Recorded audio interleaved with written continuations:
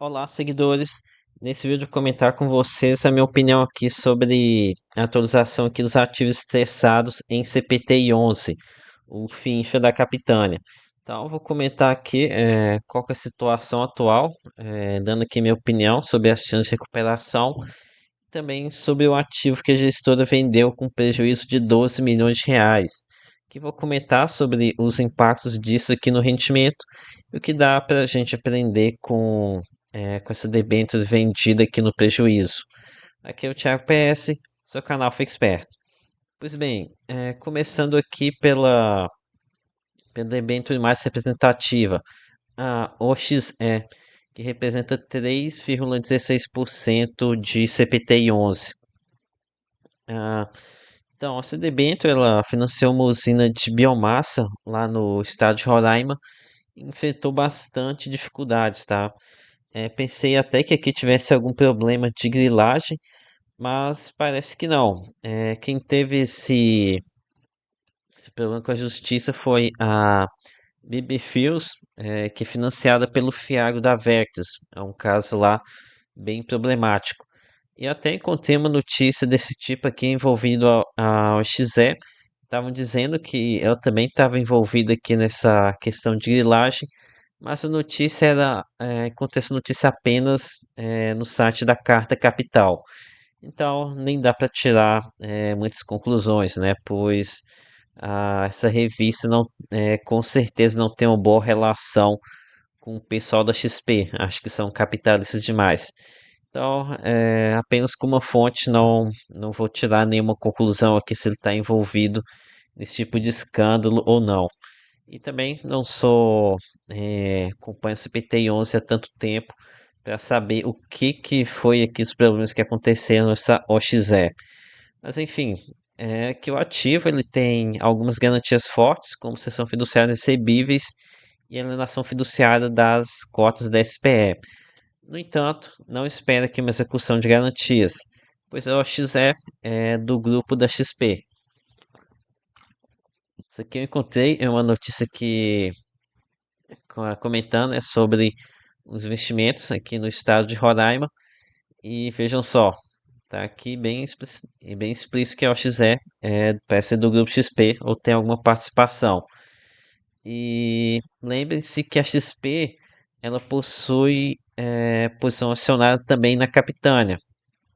Além de que um dos finishes da XP, o XP de 11, possui uma posição relevante na mesma debênture. Ou seja, chance praticamente nula aqui de uma retomada de garantia, né? Pois no caso seria a XP, uma controlada da XP, controlada, não sei, acho que não é controlada não, mas tem oposição, então não dá para esperar aqui, né? A gente tem uma situação de conflito de interesses bem óbvia, né? E que até lembra um pouco da situação lá dos fundos da Hectare, da Gramado Parks, em que eles ficavam lá, não assinando garantias, porque eles estariam executando a garantia de si mesmos. Então não faz o menor sentido. Além de que o FINF da XP tem posição majoritária e não vai querer acionar contra si mesmo. Enfim, mais um caso aqui esquisito para o currículo da XP. No caso, usando um fundo de gestoras coligadas e um fundo da própria casa também para financiar projetos do grupo. Depois, todo mundo odeia a gestora e não tem nem como falar o contrário, né? Dizer que não é assim. É, Infelizmente, tem muito escândalo envolvendo a XP. Então, acaba que a pessoa tem que analisar fundo a fundo para ver se a XP não aprontou alguma coisa e estar sempre vigilantes. É o que eu geralmente recomendo para o pessoal lá no XP Malls. Ok, seguindo aqui com as debêntures problemáticas de CPTI 11. Agora aqui a Rio Alto, que é uma debênture segmento de geração distribuída. O segmento está sofrendo bastante com os cortes de energia, né? O famoso curtailment, que problemas de infraestrutura de transmissão em que não conseguem jogar energia gerada por energia solar e eólica para o restante do Brasil. Acaba que essas empresas são obrigadas a cortar a energia.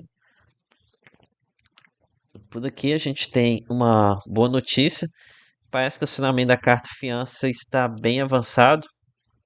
Eu tinha informação de que a fiança era aqui de bancos de primeira linha e aparentemente tem algumas decisões aqui judiciais impedindo o acesso a essa carta fiança, mas a Capitã ela espera que vai ter o recebimento aqui integral aqui desse crédito no dia 5 de julho.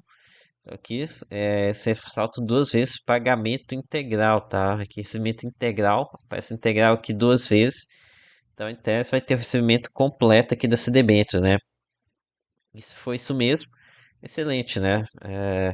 Caso eles consigam aqui. Até duvidei que seria algo rápido, pensei que demoraria meses e meses, talvez até anos. Mas caso seja solucionado assim bem rápido, até que tem um bom precedente aqui, tá? Seria o primeiro caso em que eu vejo de essa garantia de fiança sendo acionada assim e funcionando de forma tão redonda. Ok, falando agora sobre a debênture da Liga Telecom. A Capitânia optou aqui por vender o ativo no mercado secundário com um belo prejuízo. E por aqui a gente tem alguns aprendizados com esse caso. Conforme eu sempre suspeitei, debênture segmento de telecomunicações possui um risco mais elevado, pois trata-se de um segmento onde demanda muitos investimentos, né? Tem uma necessidade muito elevada de CAPEX e esse aqui é um segmento que você tem que investir muito para você se manter atualizado, competitivo, né? Tem muita inovação, tá sempre tem necessidade de investimento e além disso, também vi relatos que tem uma alta concorrência aqui, diferente de outros segmentos onde você tem uma, um monopólio natural, né? Aqui nos casos de energia, saneamento, e de rodovias. Aqui não, você pode ter uma maior concorrência. E ainda por cima, tem certeza que tem um alto endividamento aqui envolvido também. Portanto, tome cuidado aqui com debêntures de telecomunicação. Telecomunicação e de rodovias eu também tem meu pé atrás, devido a ser as empresas terem uma demanda não tão previsível, uma necessidade de CAPEX também muito elevado e endividamento elevado em CDI. Ok, falando agora sobre o prejuízo assumido pelo gestor nesse ativo. Caso foram mais de 12 milhões de reais de prejuízo, né? Um valor bem considerável, que no caso deve dar um pouco menos aqui de R$ 1 por cota, enfim. É, então, foram 12 milhões de reais, mas aqui foi um prejuízo apenas pelo regime caixa, né? Aqui teve um prejuízo caixa de 54 centavos. No entanto, como contabilmente já se esperava uma situação bem ruim para essa debênture, eles até comunicam aqui, a aliança foi realizada a um preço sensivelmente superior à marcação da Ambima, que se encontrava em 47%.